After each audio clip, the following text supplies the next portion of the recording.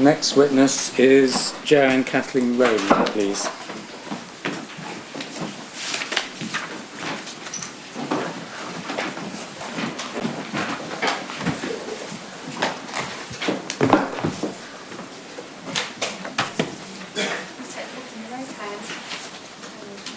I swear by Almighty God that the evidence I shall give shall be the truth, the whole truth, and nothing but the truth. Sit down, please, and make yourself comfortable. Can you confirm, please, your full name? Joanne Kathleen Rowling. What I'm going to invite you to do is to confirm your witness statement. It's in that file in front of you under tab 1. It runs over 33 pages, and at the end of it you'll see, I hope, your name, your signature, a date, which is the 2nd of November, and the usual statement of truth. So this is your evidence. It is. Ms. Rowling. Thank you. Ms. Rowling, you might have heard me say to other witnesses that I'm very grateful to them for giving up the time and putting the effort into volunteering evidence to the inquiry. I appreciate that you'll be talking about things which I very clearly understand you wish to remain private. Thank you. And that by talking about them, you are to some extent blowing on that wish. I understand that, but I hope you do realise the importance of what I'm trying to do. It's clear you do, because you're here. And I wanted to express my gratitude to you. Thank you. If you want a break at any stage, I know we've had one, but Thank you. You're entitled to say just 5 minutes, please. I appreciate it's a very unusual environment. Thank you. Thanks very much. Well, you're a witness who doesn't really need any introduction at all, Ms. Rowling. We know your books are published over a 10-year period. The seventh and last book in 2007. Yep. But can I move now, please, to paragraph 3 of your witness statement? Yes. Well, you make it clear that you have no personal vendetta Absolutely. against the press at all. What are your views about freedom of the press, please? I believe very, very strongly in freedom of the press and freedom of expression. And I would like to make it clear from the start that I think that there's alongside the kind of journalism that we're going to be talking about today, I think there is truly heroic journalism in Britain. I suppose my view is that we have at the one end of the spectrum people who literally risk their lives to go and expose the truth about war and famine and revolution. And then at the other end we have behaviour that is illegal and I think unjustifiably intrusive. So I wonder sometimes why they're given the same name, why they're called the same thing. We should maybe invent a new word for the second group. And in paragraph 4 of your witness statement, you recognise that at least at the start of your career, media interest had some beneficial effect on the sales of your book. Is that right? I'd say so. I'd say it's a very interesting question with regard to Harry Potter in particular, because in 1997, when the first book was published, the traditional media was really the only game in town if a creative person wanted to say that they'd written a book or a film or anything of that sort. But during the 10 years that Harry Potter was published, of course, the internet became a huge game changer, and my fans were primarily young people who were very internet savvy, so I think the internet became, for Harry Potter, arguably as great, if not a greater, promotional tool. But yes, in the beginning, certainly, press was helpful. Yes. So that's, as it were, the good side of journalism. But in paragraph 5, you immediately move to what you describe as a different kind of journalistic activity, and it culminated, as you explain, in you literally being driven out of your first house. Yeah. Can you give us an approximate date for that, please? I moved, that was the first house that I'd ever owned, and I bought that with advances that I'd received on the first Harry Potter book, particularly from America. So we moved into that house in 97, and we left that house in 99. So during those 2 years, it had really become untenable to remain in that house. Yes. And it was the result of what which made it untenable? Doorstepping. A photograph had been published that showed not only the number of the house but also the name of the street, which happened to be on the building where I was living. So I really was a sitting duck for anyone who wanted to find me. Journalists sitting outside in cars and so on. And because the street, when I bought the house, obviously I didn't know what was coming. I didn't know that I was going to make a considerable amount of money. I had bought within my means, and this house lay directly on the street, so I really couldn't have chosen a worse property for someone who was going to receive that kind of press attention. Thank you. Now you explain quite generally, we'll deal with the detail later in paragraph 7, that you've had no choice but to take action against the press, both through the PCC, the Press Complaints Commission, and the courts. Mm-hmm. And the number of times you've had to engage solicitors in this sort of case, you numbered about 50, is that right? Probably, yes. And does that cover both the PCC and litigation, or just litigation? Yes, it might be more, but as far as I can tell, roughly that, yeah. And the main concerns you wish to express relate to, and perhaps this is the foremost concern, but you'll tell me if this is right or wrong, privacy of your children. Definitely. Then there's the privacy of your home, and then there's the broader issue of fair treatment by the press. Is that correct? Privacy of your children first, please. You deal with this in paragraph 9. And when your first novel came out, I hope you don't mind me dealing with this, it's in the public domain, you were a single mother, is that correct? Yes, that's the case. So what was your attitude or strategy, if you had one, in relation to any publicity, first as regards the book, and secondly, protection of your child? Could you assist the inquiry with that, please? Well, I took the view then, and I would like to say that I'm not, certainly wouldn't like to be seen to be standing in judgment on anyone who took a different view, because there are people I know and respect who have taken a different view on this. But it was my belief, and it remains my belief, that children do best when they are kept out of the public eye, and that their home life is secure, and that means, and it feels like a place of safety, and I think that means private. So I endeavoured from the very first to draw a very clear line between what I considered unwarrantable intrusion into my private life, and that was largely my daughter.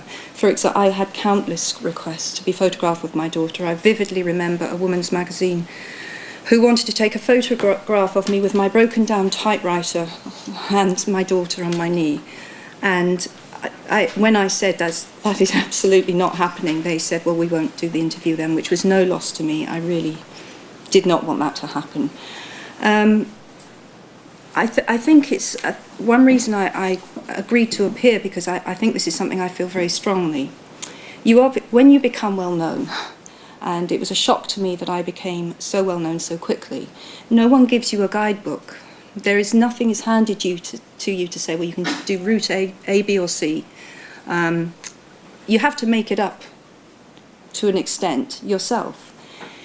And I inferred from the press's often justification for printing photographs of people's families. Their justification was so frequently, well, you have sold your family life, you've invited them into your home, you've allowed photographers to take pictures of your children, you have in effect used your family as a promotional tool. So I inferred from that if I do not do those things, the privacy of my children will be, well, at that time, my only child, will be respected. So I was trying hard to abide by what I thought was the unwritten code. And I would say that I think a significant section of the press have respected my stance on that, but a significant section of the press, in my view, have seen that almost as a challenge.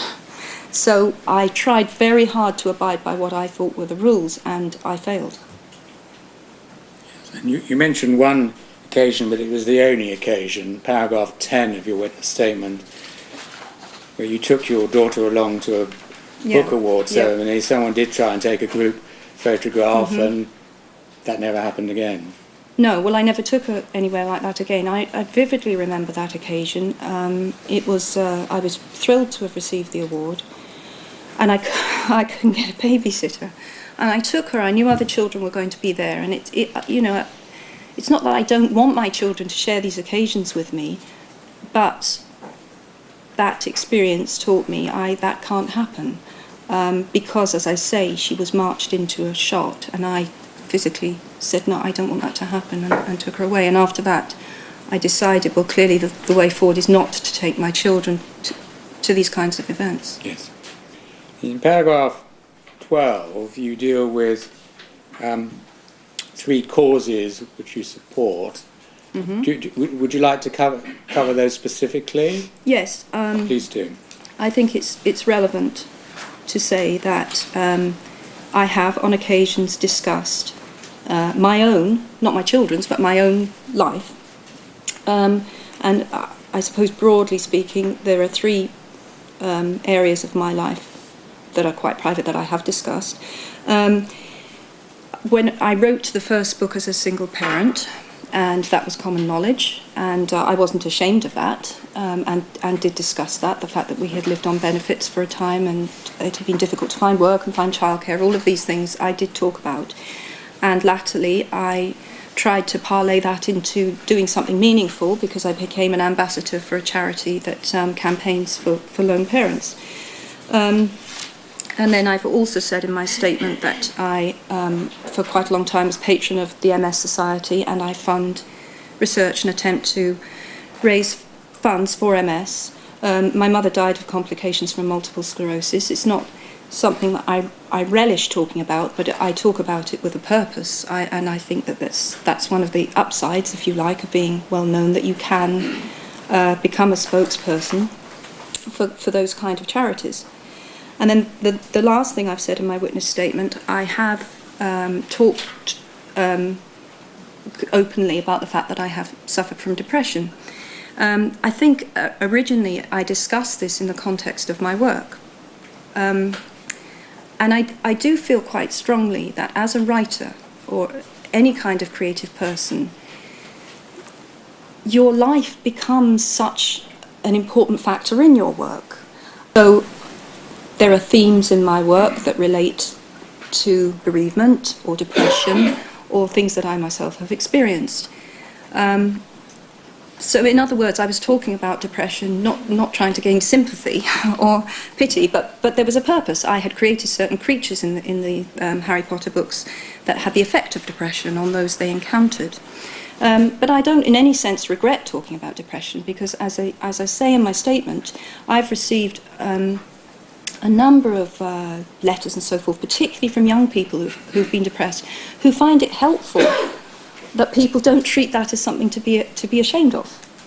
So yes, I have discussed these matters, but I would say firstly that I think our cultural life would be greatly diminished if creative people weren't allowed to say where they received inspiration or ideas.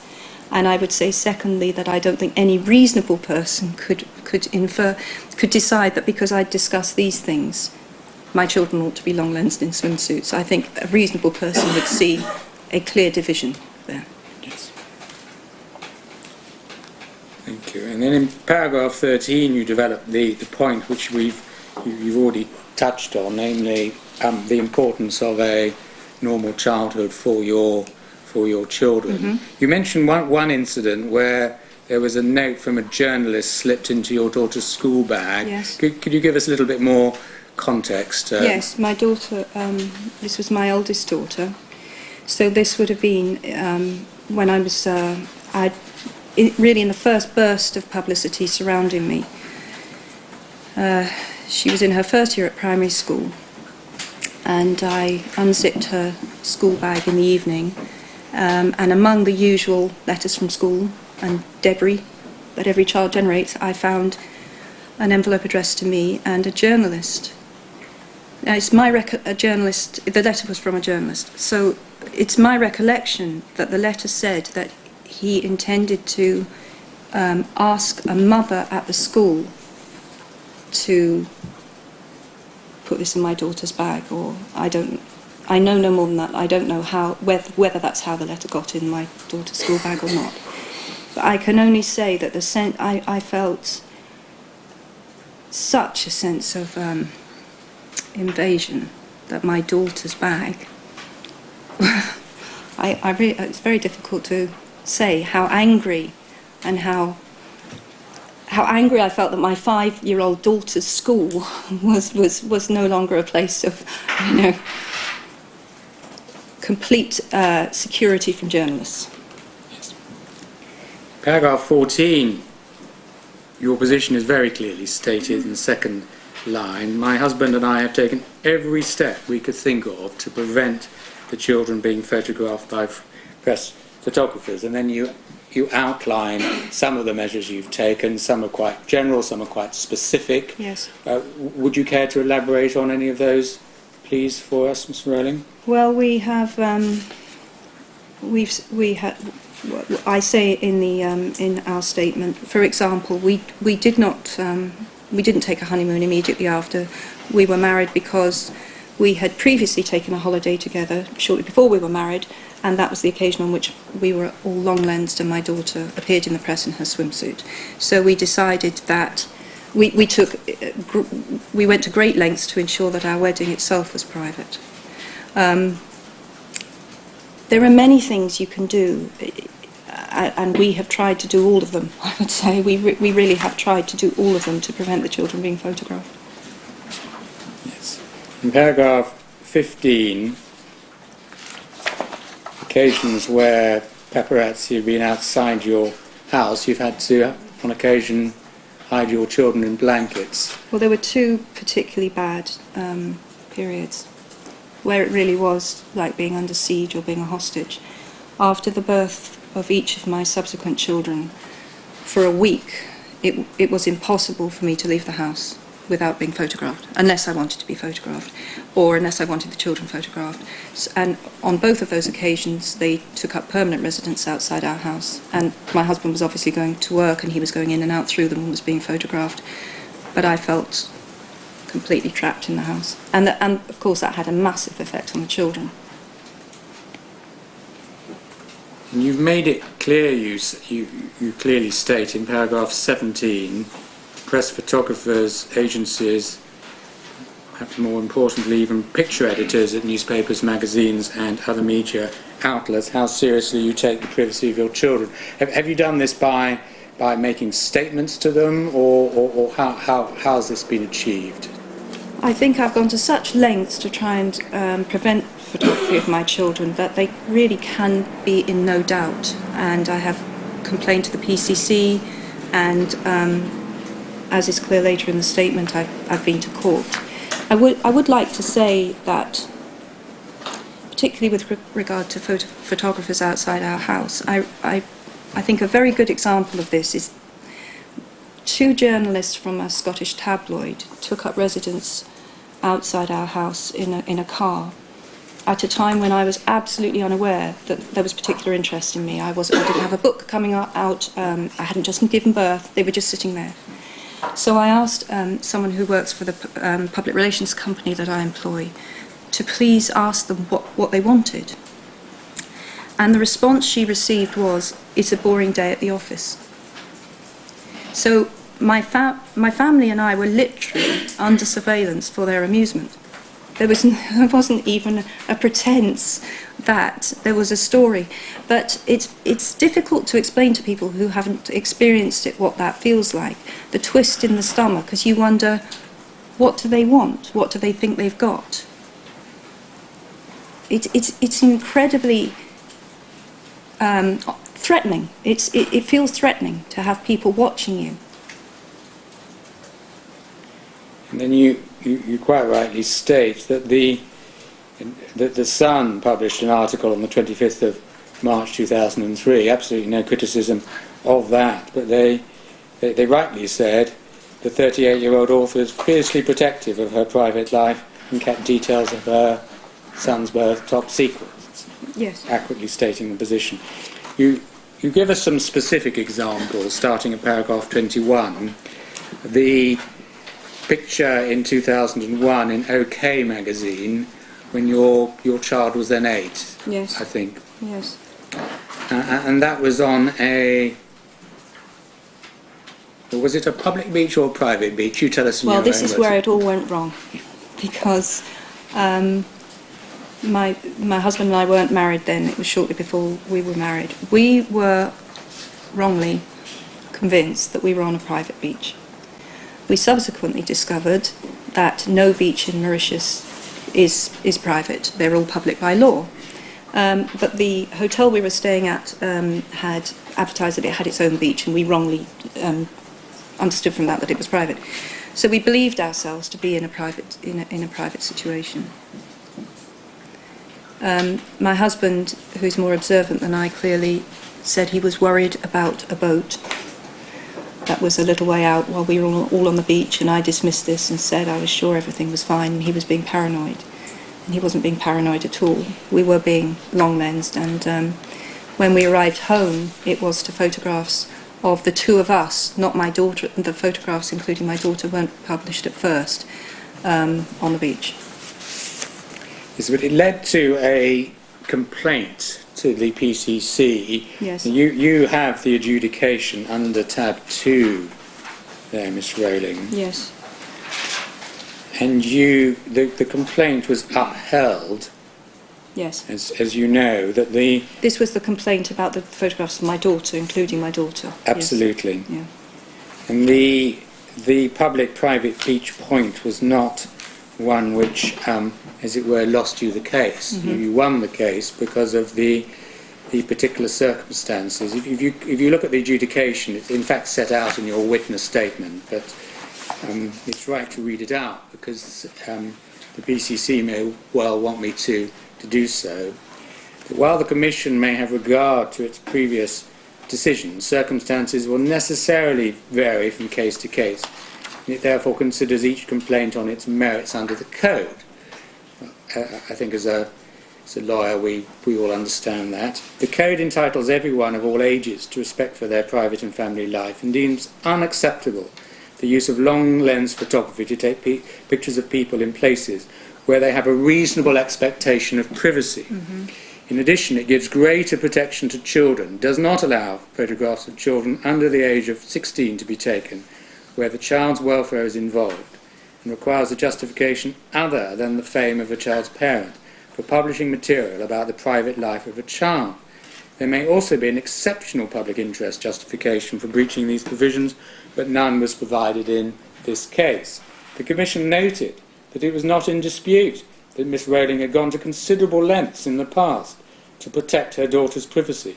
This seemed to have been reflected in her selection of the holiday location. Mm-hmm. It had not been challenged that the beach was not overlooked by other holiday apartments and that the family had gone there in the low season to avoid unwanted attention. The Commission was not asked to consider whether the photographs of the complainant and her partner breached the Code, but it considered in the circumstances outlined above, and given the high level of protection afforded by the Code to children, photographs of the complainant's daughter should not have been taken or published, and therefore breached Clause 3. Well, you would presumably agree with every word of that decision, Ms. Rowling. I would agree with every word of that, yes. Do we need to go on to the complaint under Clause 6? I will if you like. May I say one thing about Yes, of course. the photograph of that photograph of my daughter in her swimsuit? Unlike an untruth that is in print, for which you can at least receive an apology, when an image is disseminated, it can spread around the world like a virus. And that photograph of my daughter in her swimsuit was on the internet months after the PCC ruling. Now, of course, I accept that the PCC could not adjudicate for members of the public who had copied the image and put it up on websites, and that they had no mechanism to prevent that happening. But I feel that given the fact that an image has a life that cannot be recalled once you have seen what someone looks like in their swimwear, an apology does not remove that knowledge from everyone else. An image has a particular property in that way. So I needed to, I contacted my lawyers when I realised this image was still out there, and they laboriously attempted to remove it wherever they could. I'm sure it is still out there. That's the particular harm of an image. Yes. Well, the analysis of the PCC, in line with their standard practice, is to divide your case up into different parts of the code. Mm-hmm. We've been looking at clause 3, which is privacy, although the age of your child is of course a relevant factor, but then they deal separately with clause 6, which is the children issue, and on a separate basis they uphold the complaint there, which perhaps are hardly surprising given their reasoning in relation to clause 3. It's noteworthy though in relation to clause 3 that the Commission have weighed up a number of factors, and it may not be clear which factor is determinative, but they consider all the circumstances of your case, which some may say demonstrates that these issues are not always straightforward ones. Would you accept that or not? Although of course you clearly won this case. Well, where children are concerned, it's my personal belief that the issue is not complex at all. A child, no matter who their parents are, I think deserves privacy. Yes. They have no choice in who their parents are. They have no choice in how their parents behave. So I would respectfully say that I think where children are concerned, the issue is fairly black and white, and I think it would have to be extraordinary public interest to justify publication of photographs of children, particularly without their consent.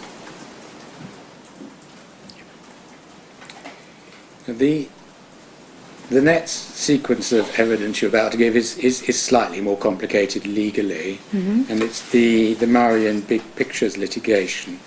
It's, well, in a nutshell, tell us what happened on the 8th of November 2004 before we look at the legal consequences of it, Rowling. This was an occasion, I was fairly heavily pregnant with my third child. Most unusually, my husband had a morning off, and this is relevant in that we very rarely went out at this time of day together, so it's our belief that, again, people were watching the house on the off chance without any particular justification. Anyway, it so happened that we took a walk to a local cafe.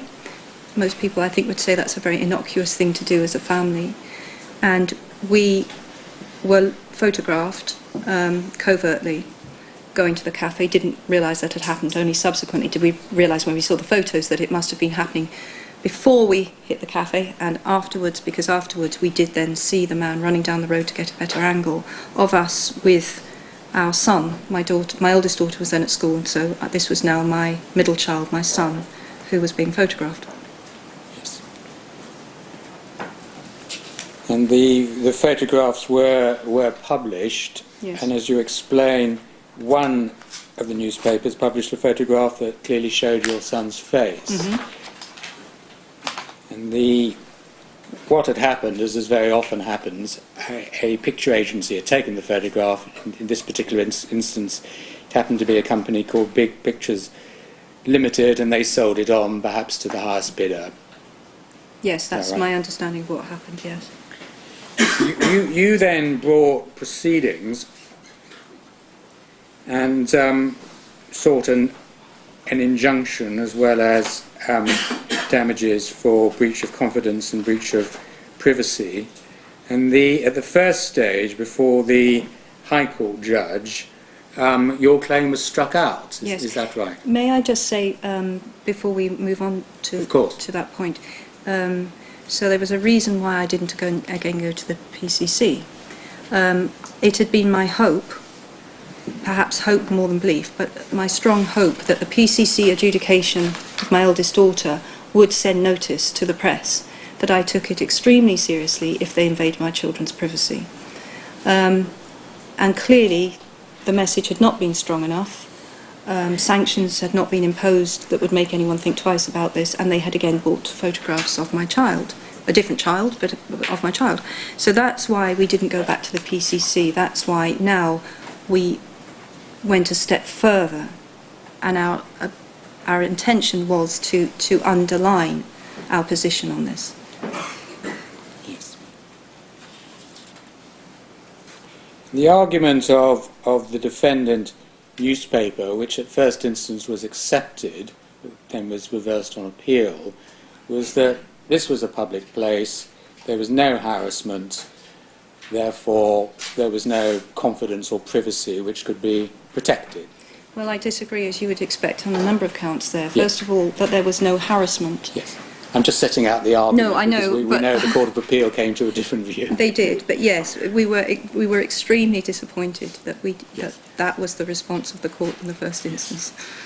You had a right of appeal, you exercised it, and on the 7th of May 2008, the Court of Appeal, presided over by the then Master of the Rolls, Sir Anthony Clark, found in your favour.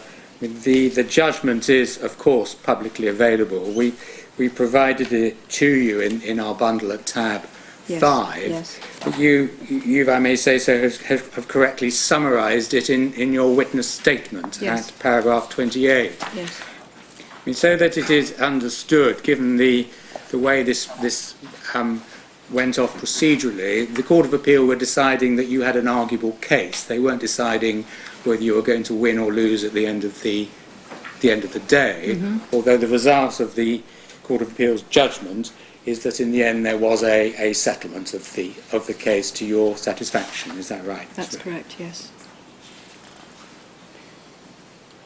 The judgment does bear reading in full. It is a detailed and legally sophisticated judgment. I'm not going to take time with it because I couldn't possibly do justice to it by summarising it. But you, in paragraph 28, subparagraphs A to E, have identified the key features. And of course, unsurprisingly, a very key feature here is the fact that we are concerned with the rights of a child. Yes. In paragraph 29, you explain why you decided to bring this case. You've given us one of the reasons. You'd lost confidence in the PCC, and this was really the failure of the press to respond positively to the adjudication following the Hello publication in 2001. Yes. That's your second reason. Your first reason at 29A, please, Miss Rowling, might you elaborate that for us, please? There had been another incident shortly after my son was born, so I had at this point a 10-year-old daughter and a virtually newborn baby. So we were besieged for a week, and then I believed that the photographers had disappeared. And for the first time in a week, I was able to get out of the house with my daughter and the baby. And we were long-lensed. And on this occasion, I saw the photographer taking the picture from across the street. I pulled my daughter behind me because I didn't want her photographed. And I rather absurdly gave chase. And how I thought I was going to outrun a 20-something paparazzo while pushing a buggy. And my daughter was, calm down, Mum, calm down. Don't be silly, it doesn't matter. But it mattered hugely to me that the moment I set foot outside the door, my children were being photographed again. So the cumulative effect, it becomes quite draining. Yes. So yes, I did decide that it was time to take action when we had yet another instance. Point C, this is at your page 16. You make it clear that you hadn't consented. Well, of course you hadn't consented to the photographs being taken. And point D is the long lens camera point and the reasonable expectation of privacy point. I mean, it might be said that the very fact that you need to use a long lens gives rise to some sort of presumption that you're invading privacy, but at least that's a factor which may be relevant. What about your point E at page 17, that you were not contacted prior to publication? What difference might that have made you think? If I had been told what was coming, I think I could have said, well, I will take steps possibly through the courts, possibly through the PCC. I don't know what it would have been if I had been notified, to prevent publication. We could have had a conversation. I could have restated my reasons for not wishing the children to be photographed. I mean, again, I think the point here is that I, like a lot of people who have agreed to give evidence at this inquiry, we are not looking for special treatment. We're looking for normal treatment. I don't regard myself as entitled to more than. I'm simply asking for the same as. And I'm particularly asking for that on behalf of my children. So, yes, if I had been notified of the intention to print another photograph of my child, which neither I nor they had consented to, I would have been given an opportunity to explain my position again to the newspaper in question, and one would hope that would have carried some weight, but again, I wasn't notified, so I couldn't do that. Though your position had been so clearly stated before, one wonders why there was any need to restate it, because everybody knew what it was. This is exactly right. I mean, short of getting a skywriter, what can you do? In paragraph 30, Miss Rowling, there were further photographs, Yes. presumably long lens photographs, is this right? Your Yes. holiday in the US in July 2006, photographs of your family and your 3 children, is that right? The only thing that was Yes, and different I would have to say here that I felt an idiot, a fool. This was literally the second time twice since 1998 I have put on a swimsuit on a public beach, twice. And on both of those times I've been photographed. And as I've already explained, on the first occasion I believed it was a private beach. On the second occasion, I think my guard was really down. We'd gone on holiday, we hadn't encountered any press. I assumed wrongly that we were. I forgot myself for a few moments, and the result was that I was long-lensed again. Initially, there were photographs only of me, and while I don't accept that, well, to call a spade, I'm a writer, so I don't really think that it's of any relevance or in any public interest to know what I look like in a swimsuit. But the general feeling of people around me was leave it, and I felt the same way. I felt that I wasn't going to be able to succeed in preventing publication of that photograph of me. I was very concerned because when I saw the photograph, I knew they must have photographs of the children, because I knew that I was in very close proximity to the children all of that afternoon. And sure enough, the picture agency confirmed that they were holding a picture. They said one photograph of the children and agreed to destroy it, which I believe was done. I've never seen that photograph published. Thank you. Did that give rise to a PCC complaint? I think my recollection is that we didn't complain to the PCC, and I think that was because. Well, we've seen no evidence. My confidence in the PCC was fairly low at this point, so I decided my embarrassment wasn't worth the stress of going through the complaint, really. And there was another incident, paragraph 30, subparagraph B at page 19, that in July 2007 a journalist from the Scottish Sun contacted the headmaster of your eldest daughter's school. Yeah. Well, this is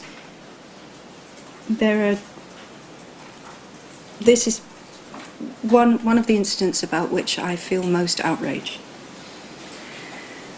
A journalist did not contact me, or I'm a highly contactable person. I have an agent, there's a PR firm that represents me, I have publishers. There are numerous ways to contact me very easily. No one contacted me. They went directly to the headmaster of my child's school. And as I say in my witness statement, the claim by the journalist was that my eldest daughter had distressed fellow pupils by revealing that Harry Potter died in the final Harry Potter book. And that the headmaster had received complaints from students and parents because their children were so upset by this. So my daughter was being characterised as some kind of bully, as using information from me to upset people. And there was not one word of truth in it. There had been no complaint. My daughter could not possibly have told anyone what happened in Book 7 because at her own request she didn't want to know. So I am very wary of speculating, but I have been on the receiving end of stories being put to one that probably, I would guess, the journalist is aware aren't true, but the strategy seems to be that they will surprise someone into saying something that they can then print.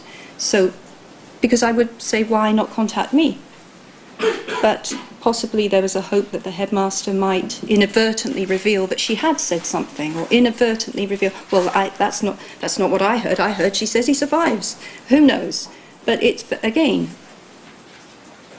to approach my daughter's school, to me, was outrageous.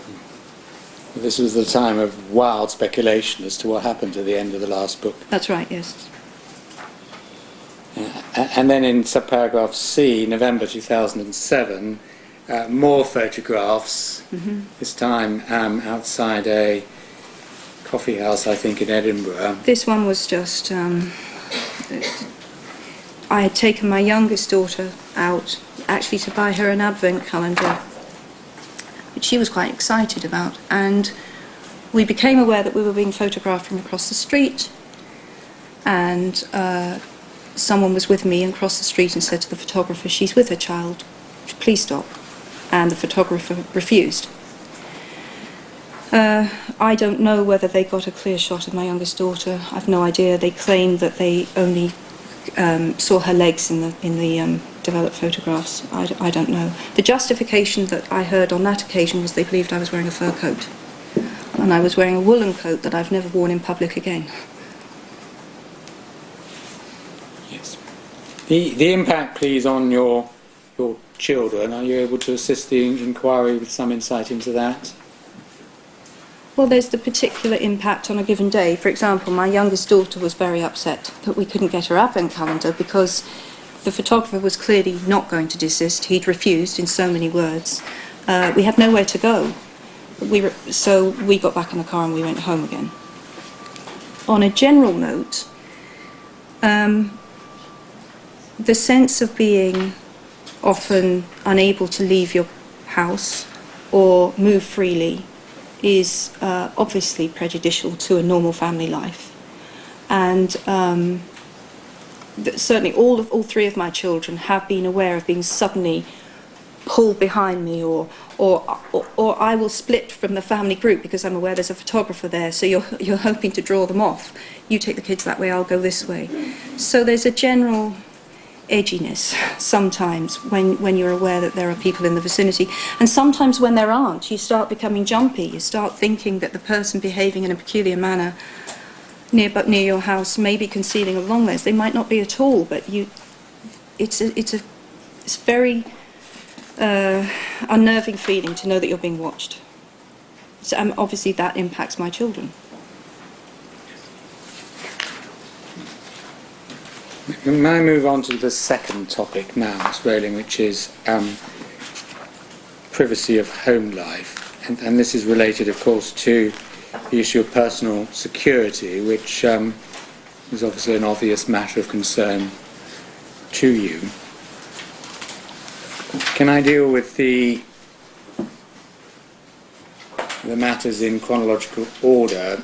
Paragraph 41, I think, first. Yes.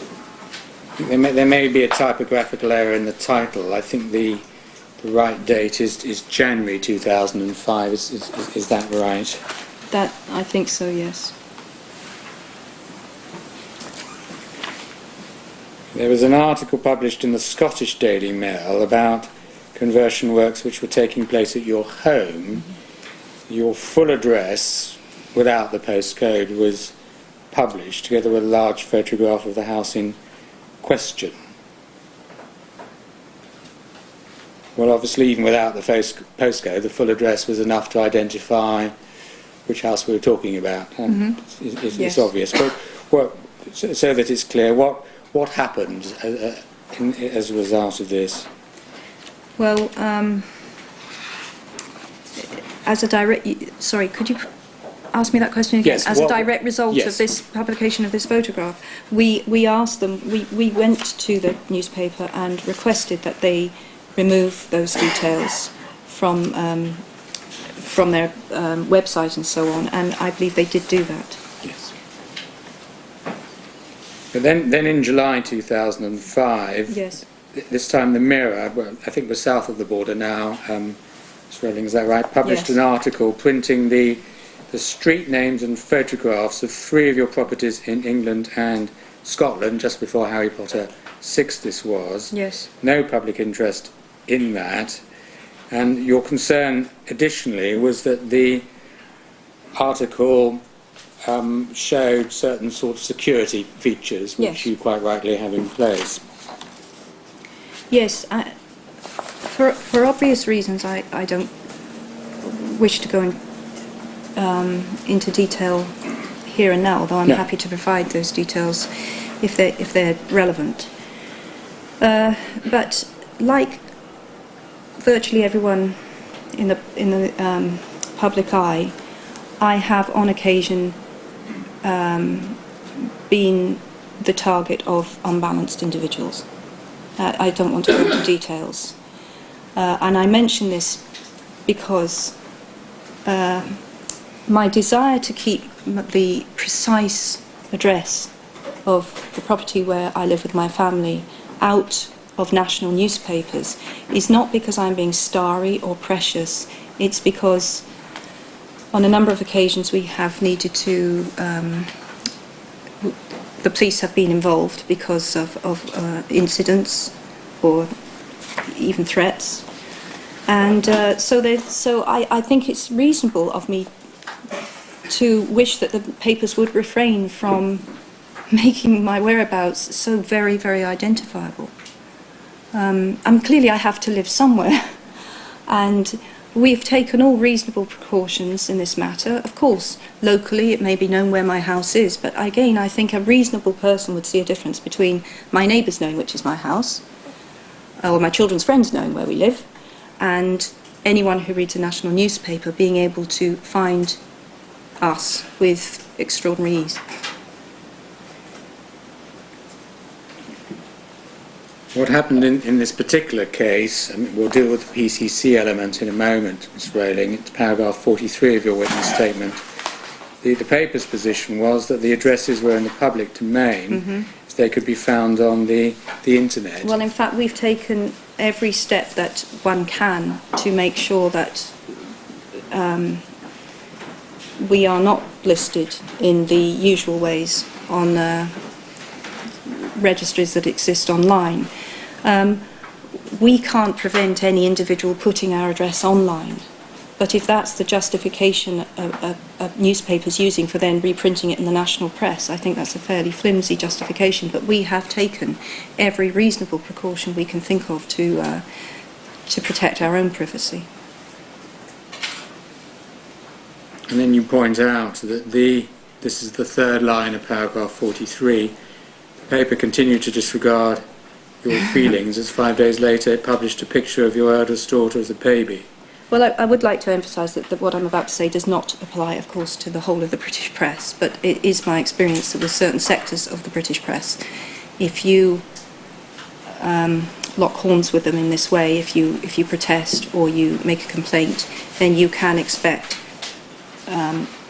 some form of retribution fairly quickly. And I thought the fact that in this case it was a picture of my child was put into the paper so very quickly after I'd asked them not to print my address, I thought that was spiteful, actually, just spiteful. We move to a different title, the Evening Standard.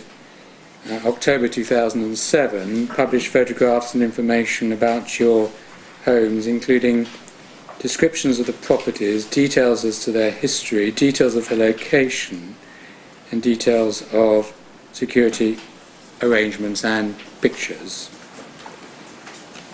Yes. There was a complaint, at least at a legal level. What was Yes. what was the upshot of that? As my witness statement says, they wrote a one-line letter back saying they had noted the contents of my letter.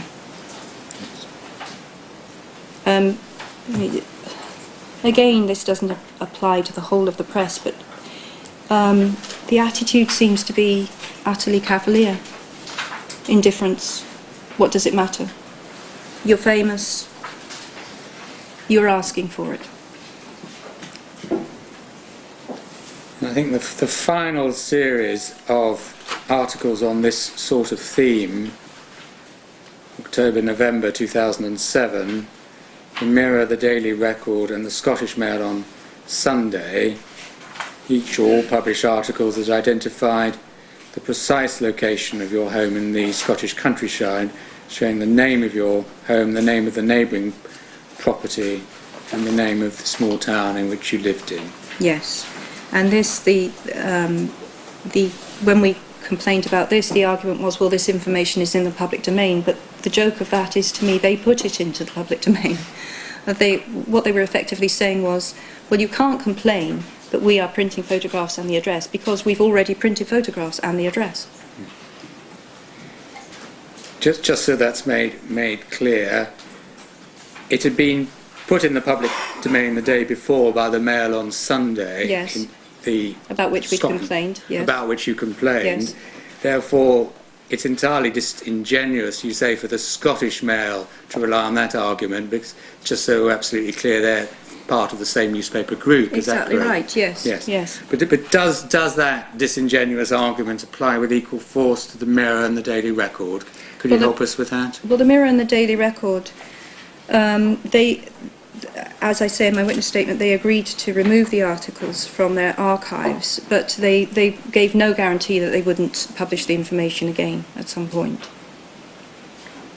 Now, there were complaints to the PCC resulting from some of these events, not all of them. Yes. So that we understand the position. It's paragraph 48 of your witness statement. Going back to the Mirror's publication in July 2005, which is what you talk about in paragraph 42, that your complaint there was upheld in part, I think. We have the adjudication under tab 3. Yes.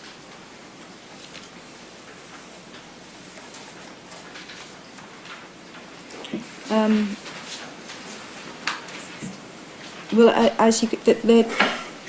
the key point on which they disagreed with me, they said they hadn't given enough information to identify the property, and I strongly disagree.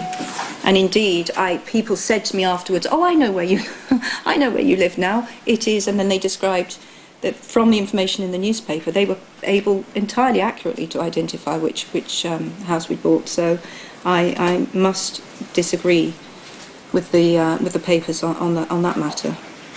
The reasoning of the PCC, so that we're clear about it, is the part of the case which was upheld. The Commission was satisfied that the photograph and the caption contained sufficient information to identify the exact location of the property. So that was objectionable because it was too precise. Yes. But their argument was, well, in relation to the two other houses, it wasn't sufficiently precise, and therefore there wasn't a breach because one would have to carry out further inquiries in order to pinpoint the exact location. But I feel in this respect the PCC isn't seeing the wood for the trees. All it needs is for 3 or 4 newspapers to provide partial information, and one is virtually giving a guided tour to my house. So if each complaint is going to be struck down because, well, it's almost your exact address but not quite, so we don't think that's good enough, then I feel that we're all in a fairly vulnerable position.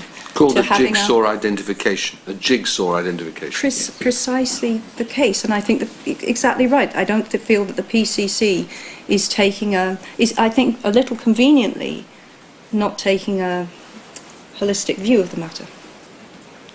We see a similar theme whether it's right or wrong or not, you clearly say it's wrong, in relation to the 2007 publications under our tab 4, because your complaints are not upheld really for the self-same reason, that the identification is not sufficiently specific. If you just look at the four corners of the article itself. But you say, well, the answer to that is, let's feed in other information which is readily available. Some of it has been disseminated by the press itself, and it doesn't take too many steps or filling in of the pieces before the picture is there. Literally a click of the mouse. And in fact, when we bought a new house in Edinburgh, one newspaper gave really oh no, I'm sorry, I'm mistaken. It was our previous house in Edinburgh. Yes, in fact, I believe it was this precise case we've just been talking about. The PCC said, well, there wasn't sufficient information to identify the precise location of the Edinburgh house. However, someone, I believe abroad, saw the article and said, but I know exactly what, they instantly knew which house it was, and they said, I used to live there, and gave the whole address plus the postcode. So they were able, on the basis of what they'd read, to put everything into the public domain. And again, I feel that little, if any, weight is given to that, or has been given to that, when the PCC looks at these matters. Did that person put the address in? They put the entire address down to the postcode. And I think it was done quite innocently by that person. I think they were rather excited to realise I was living in the house that they'd lived in a few years previously. I think it was a young person who did it. But the whole address was on the internet within 2 days. And my lawyer was able to contact that person and say to them, please, could you delete this, which they did. But again, in the meantime, how many people had seen the whole address?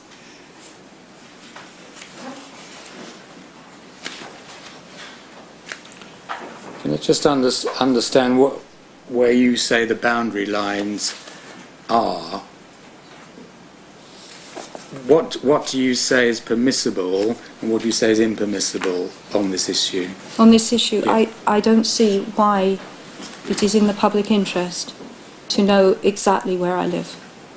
I mean, clearly I can't put an invisibility cloaking device over myself and my house, nor do I wish to. I want to live in as normal way as possible, but it is not normal for anyone, famous or not famous, for their address to be known to millions of newspaper readers or users of the internet. So that is where I would draw the line. And again, and I would, if I may make one further point. As I said, I moved out of the first house we ever owned because the photographs of the house precisely identified its location. There was the number on the door and the street name was on the building. So an image can do as much, if not much more damage than even a postal address in print. Thank you. Now the third area you wish to address is the issue of fair treatment in the press, and this starts at paragraph 50, Ms. Rowling.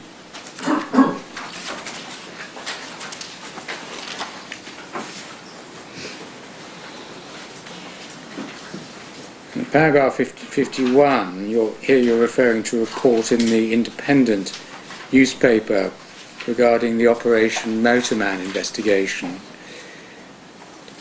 But you believe you were the target of Mr. Whittemore, is that correct? Well, yes, I've now had the files made available to me, so I know that I was a target, yes. The figure that Mr. Whittemore charged for his services you give was £655. Are you able to assist us, just in general terms, as to the nature of the information he had blagged? I mean, if you don't want to tell us, please don't, but just that we get a general idea, perhaps, of the nature of the information. But if there's any concern about doing so, I won't press it. I'm happy to say what I know, and I say that because I don't know part of what he had. He appears to have been making investigations with people regarding me with people whose names I don't recognise. So I don't know what he was after there, and I don't know what he was searching for. But the bulk of what he appeared to be trying to do was to track down people related to me. For what purpose I couldn't tell you, but yes, he seemed to be making extensive inquiries about my extended family. Thank you. And whereas you say in paragraph 52 of your witness statement that you're awaiting a substantive response from the ICO, have I understood your evidence correctly that you've now received some sort of response? There is I may need to ask my lawyers to provide details on this, but I believe there is additional information to come. Well, it may or may not be important. You've given us, I think, the gist Yes. of Of what I've seen so far. what yes. you've seen so far. Mr. Jays, Mr. Chevron, is there anything of I was significance? simply going to confirm the position. As I understand it, Ms. Rowling has seen some of the documentation, but as I understand it equally, there is more to come. All right. Well, if it's so extensive, I don't want to know the details, that it might affect what I am thinking about, then doubtless you can provide the information at some stage. I don't want the details, I understand. but the broad width and length of the information could be valuable, but only if you feel it takes me further. So, indeed. Thank you. In paragraph 53, you give another example of Yes. blagging, which actually is quite characteristic, because we've heard similar evidence about it this morning, namely someone from the post office telephoning you and explaining that they have a package but no address. Well, I recalled while preparing this statement 2 instances of blagging that I know about. When I was blagged, I actually realised halfway through giving personal details that I was being blagged. It was shortly after we moved into the first house that we owned, and I believe the journalist didn't know where I'd moved to. Somehow, I don't know how, had my telephone number but did not know my exact address. So I received a phone call allegedly from the post office, and this man said to me, I am from the post office, I've got a package here for you, what's your address? So I began to speak, and then I said, wait a moment, you're from the post office, well, what does it say on the package? And there was a moment's embarrassed silence, and he hung up. Well, the other which story, didn't seem... the story we heard, I think, in your absence from another witness this morning was that he said, well, the mobile phone has been left on the ripped paper, and in that case, the information was provided. I Anyway. can understand. Well, So your story, your account has resonance I understand. with some evidence that we actually heard this morning. Well, my husband was less fortunate than me, and we were not married. We had just started a relationship. My husband had just moved jobs from one hospital to another. And fortunately for the blagger, but not fortunately for Neil, the blagger pretended to be from the tax office, and my husband was expecting a communication from the tax office so that he could adjust his tax code. Anyway, he's a busy man at a hospital. He gets a call, he takes the call, they say we're from a tax office, and he gave them everything. He confirmed his address, he confirmed his pay grade, he confirmed, I believe, his national insurance number. And it was the next day or the day after that he opened his front door at 6 a.m. to go to the hospital, and flashes went off in his face, and the paparazzi had found him. So that was a not very nice introduction to being involved with someone famous. Oh, I should say that there was subsequently a legitimate contact with the tax office, so that's how we know that the first call was not legitimate. All right. And then you touch on phone hacking issues. The position at the moment is that, as far as you're aware, but only on the basis of information and evidence examined to date, there's nothing to connect you with phone hacking, is that right? No, I barely used a mobile phone in the 90s, which now seems like a very smart move, but it wasn't deliberate. I deal with issues of as much commercial confidence as personal privacy, leaked information, Miss Rowling, your books. Paragraph 58, I think we're now on Harry Potter 5, as you say, and in June 2003 the Sun apparently came into possession of 2 copies of the book which was stolen from the printers. Yes. Can you tell us a little bit about what happened next, please? I believe the story was that an unemployed gentleman had found a copy of Harry Potter in a field. I find that story rather difficult to believe, but there you are. So we'd taken every reasonable step to try and prevent pre-publication leaks, and now the manuscript was in the possession of a tabloid newspaper. So we took out, I'm not an expert on this by any means, but we took out what's called a John Doe injunction against unknown persons to prevent, because we didn't know how many journalists at this point had the manuscript, to prevent publication of the contents. Well, those representing Associated News wish it to be made clear that, as far as I understand the position, the injunction was sought and obtained only in relation to the activities of the Sun and not the Daily Mail and the Mirror. Are you aware of the exact position there, Miss Rowling? Well, it's my belief, but I would need to check with my lawyers, that a John Doe injunction is taken out against whoever may have a copy of the information. I think that's... Yes. I think Mr. J is a little out of date. There was a subsequent note I've given him. That's not our position. The position is it was obtained because I think Miss Rowling and her advisors did not know who might be in possession of the book. And as far as Associated Newspapers is concerned, although the book was offered to us, it was rejected immediately. It was never taken up, that offer. And in court, the judge accepted that it had been offered but completely rejected by Associated Newspapers. Very good, thank you very much. Well, that was my fault, because Mr. Kaplan did provide me with an updated question in manuscript, and I... You missed it. Don't worry, missed it, and I we'll cope apologise. with it, yes. I'm sorry about that as well, Miss Rowling messed that one up a bit. It continues in paragraph 60. What happened with the return of the copies? Can you help us there, please? A great deal happened. There was no straightforward handover of the book. A review of the book was published, which really was a way of publishing some of the contents, paraphrased. In spite of the fact that they had promised not to reveal, in court, they had promised not to reveal anything that was in the book.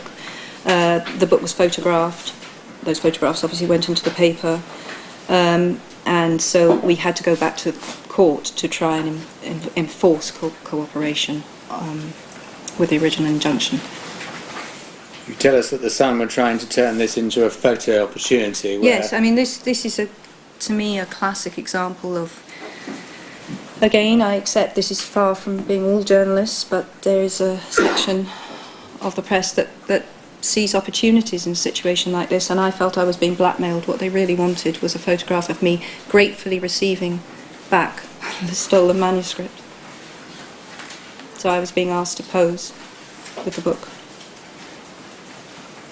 There was a similar sort of sequence of events, but perhaps less serious, but you'll tell me if that's right, in relation to another book, maybe, so I'm not sure whether it's the 6th or the 7th one. That's the 6th one, yes. Okay. Yes, I would agree that this was less serious. This is opinion. My opinion is that if one shows oneself prepared to take a stand, then I suppose I would say that the press has maybe been wary of me latterly, in that they, on certain issues, obviously my children's privacy being the most important one, but that, well, crudely I suppose, they're wary because they're aware that I can afford to pay for expensive lawyers. And that's a sad reflection on the state of affairs, that I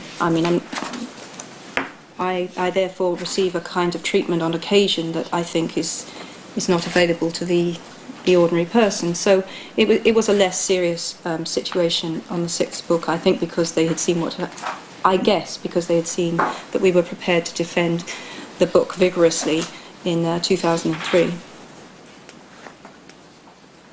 Thank you. We move on to false attribution in paragraph 63.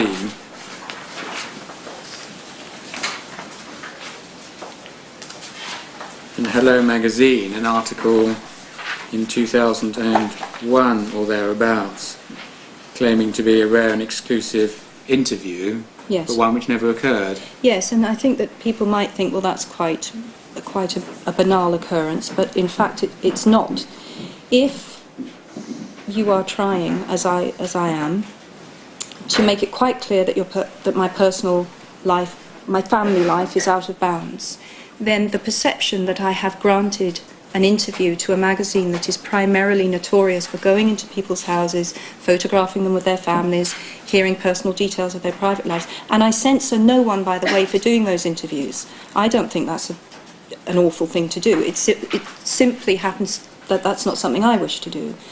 And so the magazine asserting that I had done it, I feared, would then be used as justification for further invasion. When you gave an interview to Hello magazine, you are prepared to sell your private life in this way. And as is clear from my statement, that what they had done was taken an article from a different paper and repackaged it, from a different source and repackaged it. And then you had a lot of difficulty with the apology. It took time, and you feel they reneged on the agreement you had with them, and it was published less prominently than... Yes, they were very, very, to. very difficult to deal with on that occasion. They dragged their feet for a very long time. They didn't want to admit that they'd done what we knew they had done, and the apology was minuscule. In paragraph 60, a claim in defamation. Could you just tell us a little bit about that, please, Miss Rowling? Yes, one of your characters, I think. Yes, this was really quite horrible because it caused real distress to my oldest child. The Daily Express published an article saying that I had based an unpleasant character in the Harry Potter books on my ex-husband. This was wholly untrue. And their justification for writing this was that I had said, while doing a book reading with a group of children, and I remember the event, it was at the Edinburgh Book Festival, and it was very pleasant. And I'm often asked, do you base characters on real people? It was a really throwaway comment. I said, humorously, that the character of Gilderoy Lockhart was based on someone with whom I had lived briefly. Now, that's true. But that person probably can't even remember that we were ever flatmates. This is a long time ago. So I felt quite clean about saying that. I'd identified no one, and as I say, the acquaintanceship was so fleeting, I didn't feel I was doing anything damaging. And again, this was in the context of speaking to children about the creation of a book. So I was relaxed and not expecting what came next, which was this article. And not only did they say that I'd based this character on my ex-husband, they were clearly depicting me as the kind of vindictive person who would use a best-selling book to vilify anyone against whom they had a grudge, which is simply nonsense. So I had to sit down with my eldest daughter, because they're talking about her biological father, and say to her, this isn't true, I would never do this. There is no point of resemblance between this man and your father. And while she was very understanding about this and said, I know you wouldn't, I know you didn't, I believe you, it was a horrible conversation to have. And, of course, there's what happens outside the house. There's what happens when other children, many of whom have read Harry Potter, tell my daughter that her father was the basis for this unpleasant character.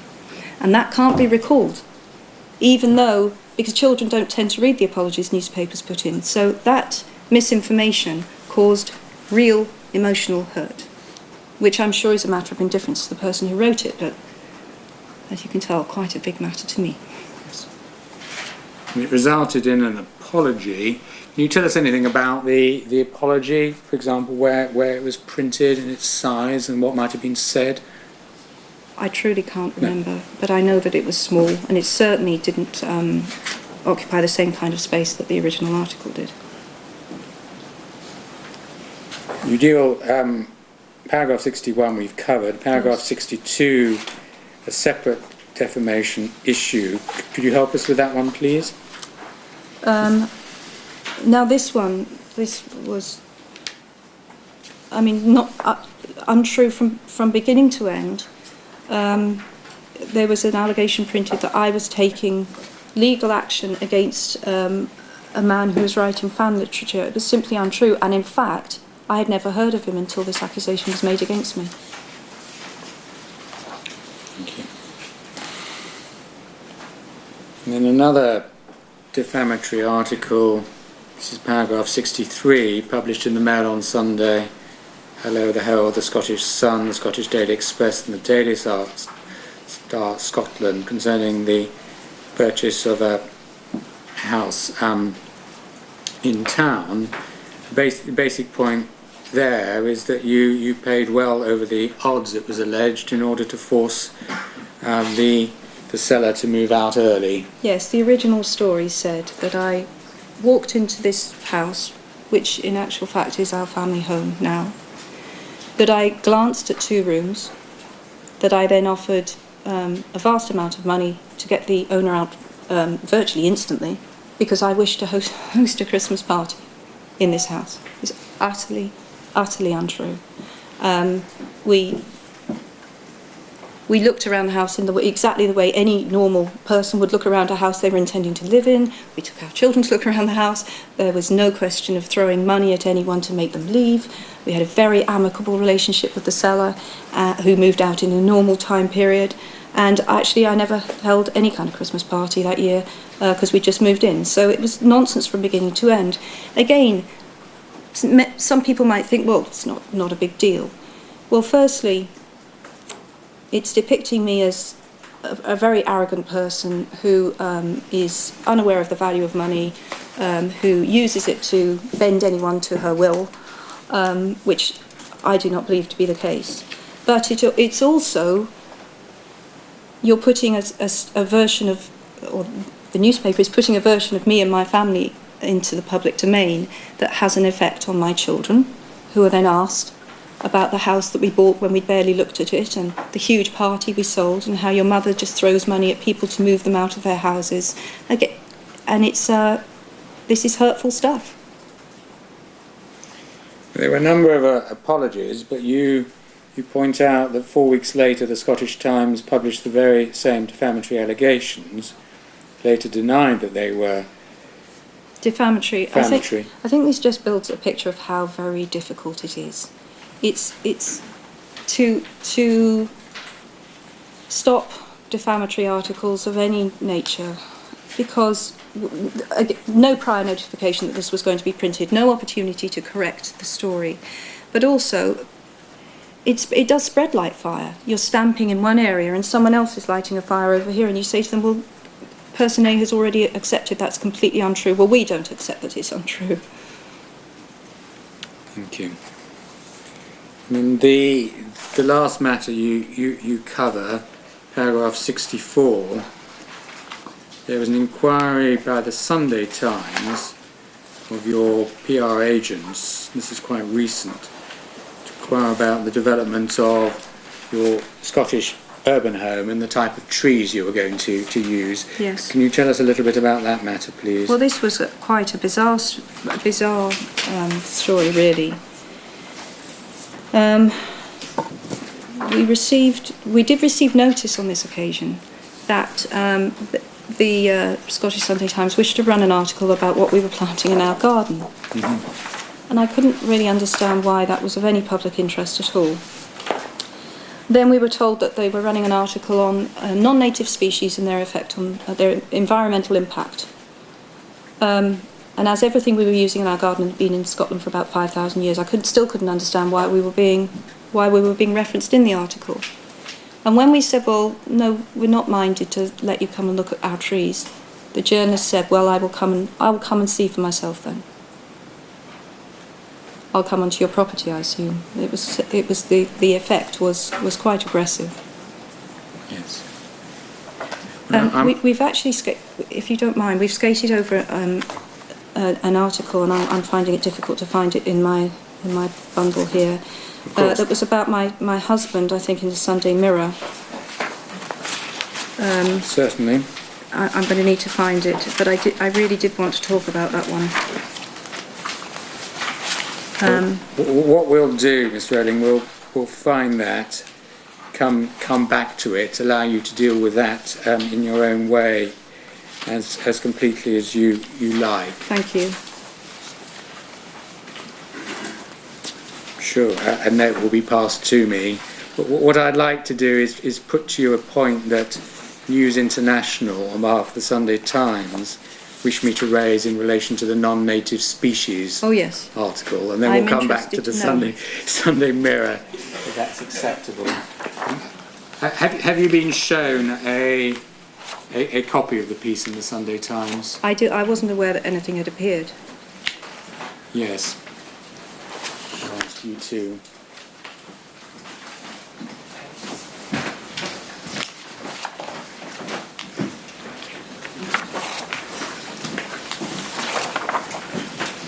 Thank you very much.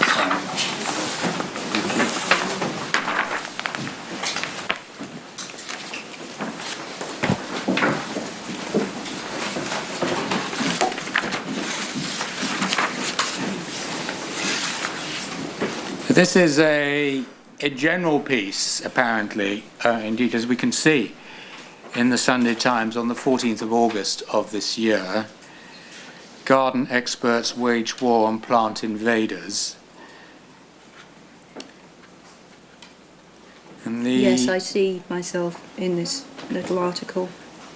The general theme is that apparently the Royal Botanic Garden, Edinburgh, is to investigate the behaviour of every plant in its collection, and amid concern, more than 100 species may pose a threat to wildlife, and these presumably are non-native species. And then on the right-hand side of the column, you'll see among those with a fondness for non-native plants is J.K. Rowling, who plans to introduce several varieties at her Edinburgh home. And they're listed. They include home oak, evergreen native to the Mediterranean, which is invading southeast England. It's listed as a plant to avoid. So the suggestion there is that these plants or trees aren't yet there, but you're planning to introduce them. I think that's clear from what's being said. Do you have a comment on that? It's just ludicrous. I truly... I find it ludicrous. How is this I do not... I don't recognise these plants they're saying I'm going to plant, and as I've been very involved in the garden, clearly I've either overlooked something important or they are mistaken, and I tend to think they're mistaken. It goes on. I appreciate this is rather difficult if you've not seen this, Ms. Rowling. A spokesman for Patience and Highmore, and I'm not going to ask whether you recognise the name, the architecture firm helping to design Rowling's garden, said the council planning department is happy with the design and selection of species. Well, there it is. The News International's position is that the information they obtained was from publicly available planning documents, which may well be consistent with what we see in the final paragraph. Yes. And secondly, that you were, they say, offered an opportunity to comment through your PR company, and the comment came from the architects, as we see reported. Yes, I see. Does that make sense? Yes, it makes sense. I wasn't aware this had appeared. In fact, I thought that they weren't going to run the article, so this has been slightly sprung on me, but I don't really know what to say about it. Mr. Sherborne, had you seen this article? I've not seen it until very recently, no, sir. All right. I provided it this morning, but I accept that that's... All I've right. not seen it. Well, we've coped with it. We've now put it together, right? Okay, can I just check, before we go back to the point you wanted to raise, Yes. that we were covering the ground.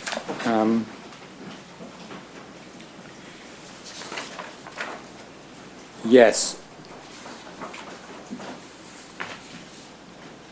There is an article I'm asked to draw to your attention, but Yes. it may be that it simply hasn't been the opportunity for you properly to consider this, and therefore it's not something I was just given it before Yes. I came up here to... What? Well, this came to me very, very late from the Daily Mail. It's probably something, if we're going to explore at all, you should have the opportunity to look at. I don't think it's right. I can really press it now without the witness having even had the chance to read it. I am happy to answer questions on this. I don't know what's coming, but I am. I sort of skimmed through it just before I came up here to sit down. I'd just seen it, so I'm happy to talk about it. Can I see it? Is there a spare copy?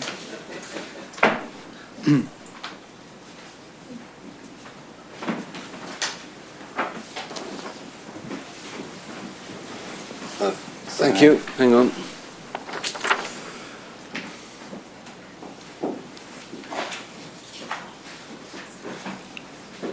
So it's an article 12 and a half years ago. Yes. All right. Let me see if I can put the point in the way that others would wish me to put it. Okay. Yep. The sequence of events, my understanding is this: that after your first Harry Potter book, which was, of course, in 1997, Yes. you were interviewed by Angela Levin, then of the Daily Mail. Various personal matters are dealt with. It's not necessary to go into them at all, but the article was not published at that time, as we can see. It was not published until the 9th of July 1999. Are you with me so far, Miss I am. Rowling? This was published apparently after the second Harry Potter novel was published. Sorry, no, this is 99, so that would have been around the time that the third book was Right. published. The picture here is of the first book, but I see the date on it is 1999, so that would have been when the third book was published, Right. not the second. Okay, so I shall notionally correct... Yes, in fact, it says here, her new book, Harry Potter and the Prisoner of Azkaban, is the third in her series. So I shall notionally correct what I've been told. I was told it was the second. In Okay. fact, it's the third. Yeah. The point that I'm asked to put is that your publishers then telephoned the Daily Mail to say that you were very angry at the publication of this article. Is that right? No. No. I do not recall ever asking my publishers to tell a newspaper I was angry. As you know, you told me I would be asked this question just shortly Yes. before we came into court, and I've been racking my brains as to what this refers to. I have no memory ever of complaining through my publishers to any newspaper. That's not the way I would complain to a newspaper. I would go to the PCC, or I would go to a lawyer, I suppose, if it was something terrible. Moreover, I have now read this article, and I can't see that there's anything in here that I would have complained about. It seems to be largely factual. It's all information that I had already discussed in other interviews in the early part of my career as a published writer. So I cannot see what I would have been angry about. But then while racking my brains, it occurred to me. In 1999, when the third Harry Potter book was about to be published, I did tell my publishers that I did not wish to do any press, and the reason for that was that the phenomenon, if I can call it that, had really taken off. The books were selling very, very fast. I don't absolutely love giving interviews. Obviously, it depends on the circumstances, but it's not my very favourite thing. And I just felt that giving more press felt like overkill. So I said to them, can we not just say, well, the books are selling very well and not do a big marketing campaign? And they were very understanding of that. And in fact, I did one interview, which was an interview on Radio 4 with Jim Naughty, I think, and some children. I think that what seems to have happened is that the Mail has published this article when I hadn't given them the interview at that time. However, I made no complaint about that. It may be that someone at my publisher said to the Mail, but she's not doing press. But I never gave instruction for a complaint to be made. So I'm slightly mystified. Yes. But actually, if one reads it, it's information that you've already described. You're content to recognise is in the public domain. Yes, sir. Except that it names your daughter. It names my daughter, to whom I'd already dedicated the first book. Oh, so people know the name of your daughter. All right. All right. So I think we're beginning to understand where we are with this piece. It's perhaps not advancing the sum total of our knowledge in the context of press culture practices and ethics. I understand entirely why it was felt appropriate to put it forward. Yes.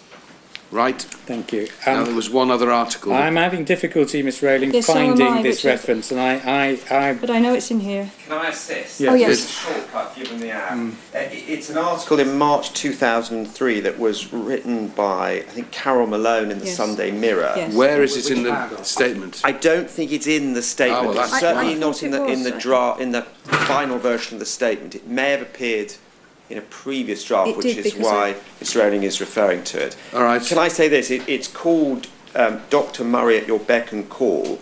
And just for fairness' sake, I ought to point out that the Sunday Mirror did publish an apology. I don't have it in its published form, so I can't say in what form the apology appeared, but I know that's the article that Ms. Rowling is referring to. Well, Ms. Rowling, you said you wanted to mention it, so mention it. Thank you, sir. Tell me about it. Thank you. Ms. Malone wrote a short piece in which she alleged, in very vehement language, that I had married a doctor and doubtless had been attracted to him partly because of his job, and he was someone who was doing a very worthwhile job, and that my husband had now given up his job to be, and I remember it quite vividly, at the beck and call of his obscenely rich wife. The language was really very strong, and no phone call had been made to me or any of my representatives or to my husband to check the veracity of these statements, and the truth was that my husband, in 10 years of marriage, has never taken any time off work except for family holidays, and there has never been a period when he hasn't been working or on study leave or something similar. And this was another instance of I feel extremely strongly about this, and I wish to mention this because my husband clearly is not a celebrity, and he has no wish to be a celebrity. And again, this was damaging misinformation, because his colleagues, those who weren't in his immediate vicinity and aware that he was still working at the hospital where he was working, believed it. They thought he had indeed thrown in a career that he worked at so. You mean at former hospitals, not where he was then working, presumably? He had changed hospitals, which seemed to be the reason Ms. Malone assumed that because he disappeared from one hospital, he must have given up work entirely to be at my beck and call. And I would, again, one of the reasons why I was keen to give evidence here today is because of the effect on those people who have the dubious pleasure of being married to, related to, or live next door to someone of interest to the press. And I felt that that article was vicious. It was clearly wholly untrue, and it was sending a horrible message out to my husband's colleagues, some of whom he might wish to work with or for at some point. Yes, we did receive an apology, but it's the old case of a lie can spread around the world before the truth has got its boots on. There were still people for some time who believed my husband had indeed decided to give up work to become house husband to his authoress wife. And although I think nowadays there are few people who still believe that, I can't know. Anyway. Well, I understand why you wanted to tell me about it. Thank you. Now, in your conclusion, you you sum up your position, Ms. Rowling. Yes. Very helpfully. Can I ask you then a more general question, perhaps born out of your experiences as you have explained them to us? Do you have any ideas, recommendations or suggestions which you would invite the inquiry to carry away with it, particularly as a result of what you have told the inquiry this afternoon? This is not a compulsory question. It's an opportunity, that's all. I do not have any very fully worked up ideas. I can only say that I feel the PCC is toothless, that it offers very little in the way of sanctions to newspapers, that it's a wrist-slapping exercise at best, that we need, and I should say I'm vehemently opposed to state control of the media, of course, as I think everyone who is going to sit in this chair is, but I do feel that we need a body that has teeth, that can impose sanctions. And I agree with several of the people who have spoken to the inquiry before me when they say that prior notification would prevent a significant amount of damage, particularly where defamatory articles are concerned. Apart from that, I can't pretend I have a magical answer. Yes, No Harry Potter joke intended. That slipped out. I would have been perfectly content if you had one. Thank you very, very much indeed. Thank you. It's been a long afternoon. Thank you. Thank you. C-SPAN 2's coverage of British politics continues tomorrow.